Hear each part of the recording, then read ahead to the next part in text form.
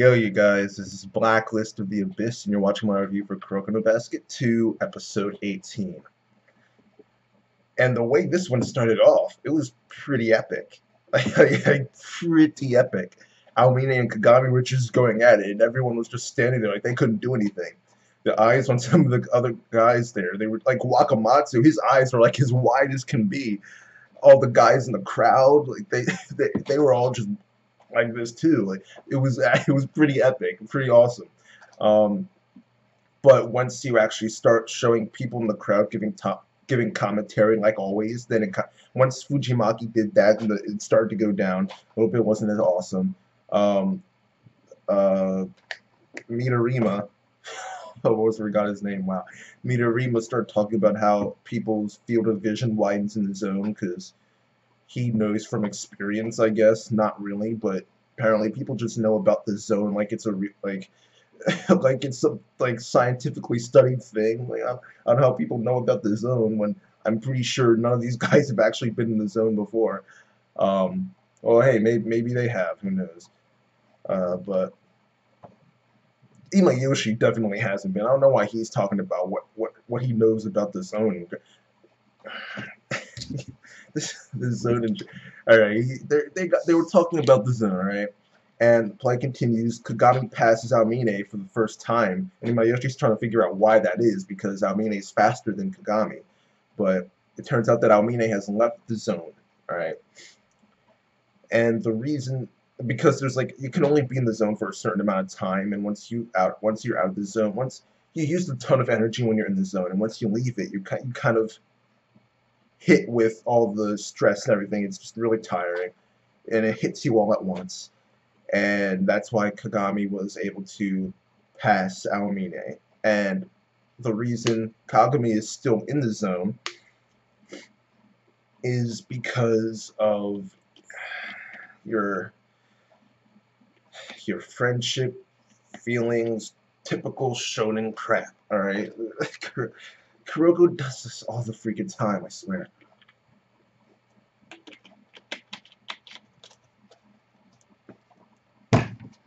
When it comes to series that use words and friendships and feelings in order to win and get stronger, the series that come to mind immediately are One Piece, Fairy Tail, and Naruto.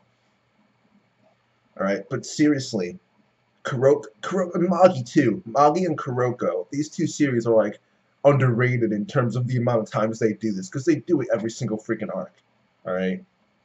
Kuroko always says some type of friendship speech, and then it gets everyone pumped up, and the feelings, all the feels, the typical shonen crap. They get power-ups in the middle of a game, and then they win. Alright? I didn't like this part at all. How Aomine could lose to Kagami because Kagami has people supporting him like that. That's no, oh god. That's just stupid. I'm sorry, that's just stupid. And like I said, it's typical shonen crap. Right? That's pretty much what it is. It's typical shonen crap. All right. After that gets revealed that it's like Kagami being supported that lets him beat Aomine. Pretty much, he ends up blocking Aomine, and Saren scores. So at this point, they're only 1 point behind. At this point, they're only 1 point behind. All right. Well, it gets revealed that they're 1 point behind. All right, and at this point, you could just tell that a buzzer beater is coming because Fujimaki literally doesn't know how to end a match unless it's a buzzer beater. I mean, that's an exaggeration. He's ended matches without buzzer beaters before, but he does it so often.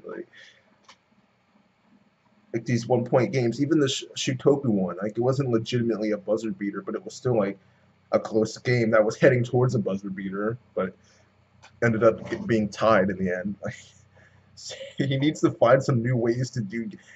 Like he needs to shake things up. He does the same thing in all of his games. He never has people. I don't think there's ever been a penalty called in one of his games. Seriously, 3 seconds, traveling, double dribble, nothing. There's never been any penalties called ever in the entire series, I don't think. Alright, so he rarely has people foul. I think it happened twice in this game, once in this episode, which is rare. I don't think he's ever had two. Oh, yeah, he has. He's had people get in foul trouble, I think, twice. 3 times. In the entire series, 3 times. Kagami once and Aomine once, I think. And the other time is in the manga with Hyuga, which is technically a spoiler, but not really. So I don't really mind saying it here. Hyuga got in foul trouble once. But yeah, he really takes advantage of the rules of the game. So he severely limits what he can do. And that's what, and he always ends up doing buzzer beaters too. It's actually kind of annoying, to be honest, but whatever. He tries to make up for it by doing crazy stuff like having Aomine do crazy formless shots from out of bounds area. Right? Aomine did one of those, so he shows that he's still in it. He's not just gonna get dominated by a Kagami. But at this point, it's revealed that there are 15 seconds left. And in anime, when they say there's 15 seconds left, what they really mean is there's 15 minutes left.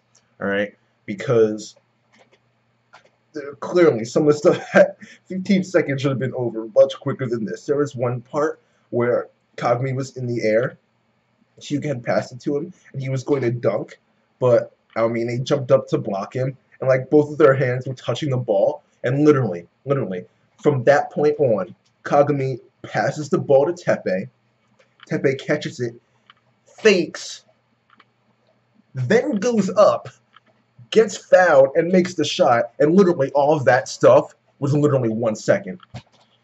That literally makes no sense at all. Like, I can almost kind of maybe a little bit accept it if it's like characters thinking and you can say like, oh, well, their thoughts are passing really quick. Like, the thoughts are happening in their head like that, but for anime, you have to actually like have them say the thoughts and not have it go over like that. So I can understand in a situation like that where time is moving slower in your head, where you can try and say like, oh, it really was 15 seconds. But in a scene like that where there's barely any thought at all, and literally it's just action, it's literally impossible for that to have just been 1 second. I'm like, even for anime, that's a bit much. Like that's ridiculous, even for anime. All right, like there's no, I can't accept that. I mean, I get it's anime, but still, that's like Dragon Ball Z. That's Dragon Ball Z stuff right there. It's ridiculous, all right?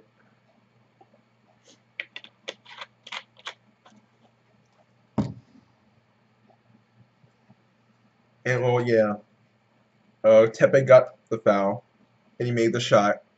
It was only 1 second, and he's going up for the free throw, and he misses on purpose.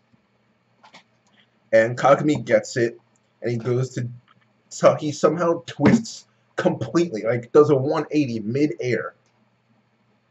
He was already at the height of his jump when he got the ball, and he somehow still managed to float in the air, twist 180 degrees, and then try to dunk it. Alright? Then Aomine jumps up and blocks it, knocks the ball away, and Kuroko gets to the ball before Imayoshi does. Alright? And Imayoshi, he's thinking in his head, like, how could he be faster than me? Like, there's no way he is. How did he get to the ball that quickly? So Kuroko reads his mind somehow, alright, and uses telepathy to reply to Imayoshi, telling him why he's wrong, which he technically isn't wrong. Kuroko assumed that Kagami would get blocked. So he went and started running, alright? That's not, he's trying to say, oh, I trusted in both of them. What?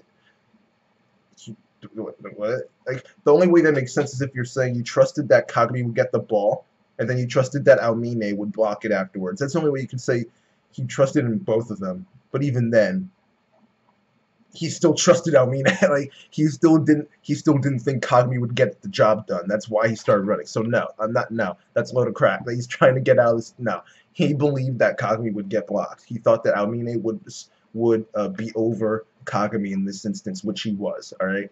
So Kuroko started running back. He gets the ball, does an ignite pass, and Kagami makes the basket, and they win. All right. They needed to use a bunch of different magic tricks in order to win, with slowing down time and friendship speeches and feelings, giving them power-ups in the middle of games, and floating mid-air, turning around completely,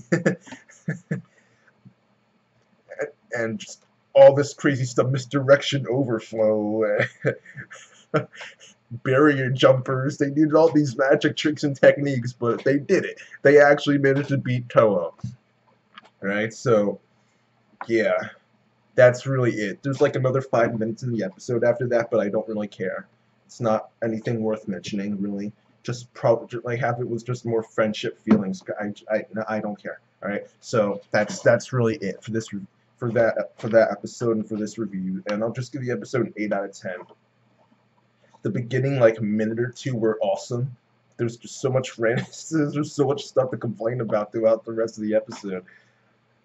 Like, I think I said it best when I called them all magic tricks. Like, that's essentially what it is. Friendship speeches, feelings, power-ups, floating in mid-air, slowing down time. Like, that's Fujimaki needed to pull all of that just to have Seiren win. I mean, it's kind of lame. Like, if you turn your brain off, if I turn my brain off, then I could enjoy it, but I can't really turn my brain off. Like, I should try and turn my brain off to watch Kuroko. That way I can actually enjoy it more. But yeah, that's really it for this review. The episode gets an 8 out of 10. There were a couple awesome moments, but they were dragged down by the fact that Seiren had to do crazy stuff that doesn't make sense in order to win. And time had to be slowed down just so that they could have the chance to win. So, yeah, the episode gets an 8 out of 10. And that's it. Alright, you guys. Rate, comment, subscribe, and I'll see you guys next time.